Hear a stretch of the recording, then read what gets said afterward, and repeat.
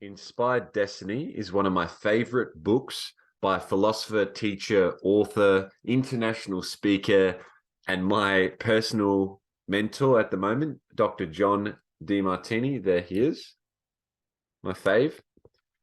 I'm going to read you the conclusion of the book, this paragraph, and that's pretty much going to describe the book. Quick hack for you: if you want to know about a book, go to the conclusion, read the last paragraph, and it's usually going to the author usually can't resist to sum up their ideas in the final chapter. So it's a nice little hack. Here we go. You are here to live purposefully, to uncover your magnificent life, to make an extraordinary difference in the world, and to leave an immortal legacy. Let nothing on the face of the earth stop you from fulfilling your inspired destiny. Give yourself permission to shine. What beautiful words that really summarize what the book is about. I was trying to think of what makes this book so different to some of his other books, because I've read pretty much all of his books, done most of his courses. And the key thing, if you really think that you can live an inspired life and you can fulfill your biggest dreams and goals, it's like, what is that? Because we all have that thing inside of us. I think it'd be pretty hard to find someone who doesn't have that inner calling. If you really ask the right questions and you dig deep and you look into their lives, we all have this thing inside of us that we want to express. It wants to come out, but why doesn't it? And this book really breaks down how we're all so different, but yet we're the same. So at the level of our soul, we're all beautiful, nothing's missing, we're all just as valuable as each other. But at the level of our senses and our existence, we're completely different. We all live by an individual set of values that are unique, like a thumbprint to all of us, like a snowflake, like a vagina. Everyone is completely different. And I think it's very easy for us to fall in the trap of comparing ourselves to other people in different areas of our lives and think that we're not good enough. But he breaks down in the book that we are all good enough, and there's lots of different exercises in there that you can work through and pretty much leave no stone unturned if you want to get clear on your purpose, if you want to get clear on where your value is, if you want to get clear on how to make more money, how to communicate more effectively, how to grow in your career, how to find a fulfilling partner and relationship and have kids and be physically fit and be spiritually connected and create a cause that is going to help your community, your city, your nation, and the world. He talks a lot about having an astronomical vision, a vision that's bigger than you, bigger than your life, that's about leaving an immortal legacy. And we all have that inside of us, but we end up comparing ourselves. So the first part of the book talks all about your values, your purpose, and your mission, which I think is the most impactful part of the book. So he really breaks down how to figure out what makes you different, what makes you unique. And then with very clear questions, what do you spend your time doing? What do you think about? What do you spend your money on? Where are you most organized? Where have you had most consistent goals in your life? What things do you draw your attention to? Where's your greatest retention?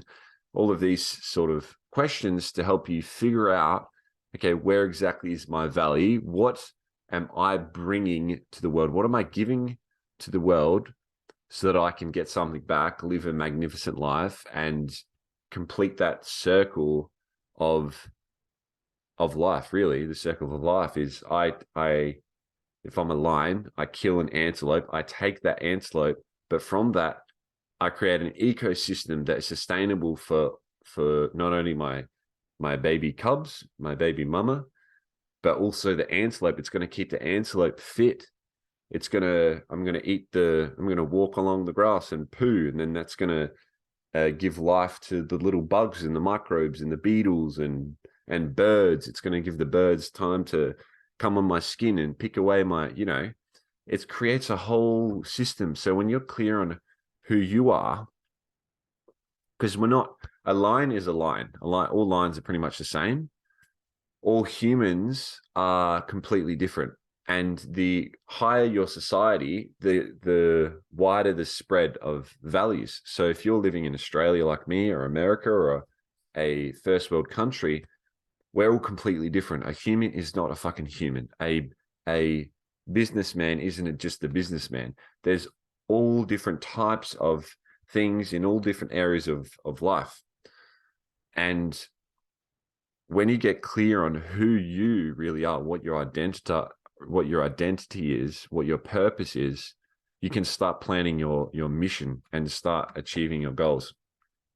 So let me break down all the different areas of life. And you might have a higher value in some of these areas than others, which is completely fine. And we can all provide our greatest value within our highest value. So the areas of life, I like to think of it like a little circle going from internal to external. We have our spiritual area of life, which is our connection to a greater purpose. We have our physical area of life, our beauty, health, and vitality. We have the mental, our brain, which is our sharpness and focus and intelligence and knowledge and wisdom. And then we have our family, which can be, your own kids, your own partner, to your birth parents, to your work, to whatever you define as your family, which is your love and connection. Then you have your social, which is your cause for your community. Like, what's your reason? What's your message that you want to spread? Then you have your vocation, which is your career, your business, the how you want to serve people. And then on the outside, which is connected to the inside, is all about our self-worth and value, which is financial. So how do you make money? How do you spend money? How do you manage your money? How much money do you have? What do you do with your money? All these sorts of things. So again, mental, physical, spiritual, familial, social, vocational, financial. I know that was a mouthful when I first heard it. It's taken me a while to memorize them, but they're all the different areas of life. And we all have different skill sets and different values. So it's not about comparing yourself to someone else. It's about recognizing your own genius, your own greatness within your own values, getting clear on your own goals, and chipping away at these emotions, these resentments, these infatuations, these prides, these shames that hold us back from admitting to ourselves who we really are. And once you start chipping away at all the bullshit that's kind of created this illusion, you start to see, you get a glimpse of the beauty of who you really are, and your destiny, your purpose becomes very clear. One of the big quotes I got from this book, he said, because we're always living our values, we're always seeking that value, we're always on purpose. Our body and our mind and our soul is constantly doing what we perceive will give us the greatest amount of benefit and fulfillment in that current moment. So we're always on purpose, whether we think we are or not. It's just when we're living our values and we're very clear on our purpose, we can connect the dots and we see, oh no, this is my purpose. We're conscious of it.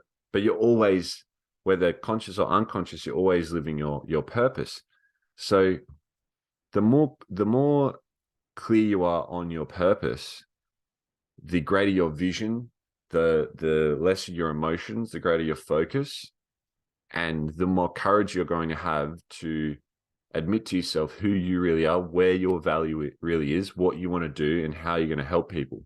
And you've really faced those fears. There's another chapter in the book here that talks about the 7 different fears that hold us back: fear of rejection, fear of failure, fear of standing up to a social authority, fear of not being smart enough, fear of not being good looking enough, all of these different fears that hold us back, which are challenges and obstacles that are there to help us grow.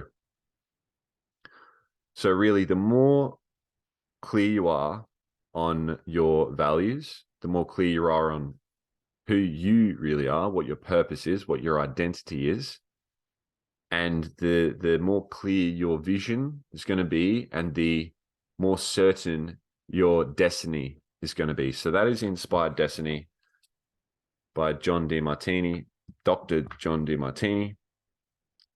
Beautiful, beautiful book. And here are 7 questions to really the highest priority questions that you can ask yourself. Here we go. I'm going to finish with this. Number 1, what would I absolutely love to do in life? 2, how do I become handsomely or beautifully paid to do it? 3, what are 7 steps I could complete today that would enable me to do it? 4, what obstacles might I run into and how do I solve them in advance? 5, what worked or what didn't work before that I can incorporate or avoid today? 6, how can I do what I love more efficiently and effectively? 7, how did whatever I experienced today, whether it was positive or negative, serve me in fulfilling my highest values? If you ask yourself those 7 questions and you break things down into small itty bitty bites and you just chip away moment by moment, the master lives in the moment. The master is certain of his destiny and certain that his actions will create a ripple effect through time and space and inspire others to live more fulfilling, loving, purposeful lives. So that is it for me. Until the next book review, subscribe,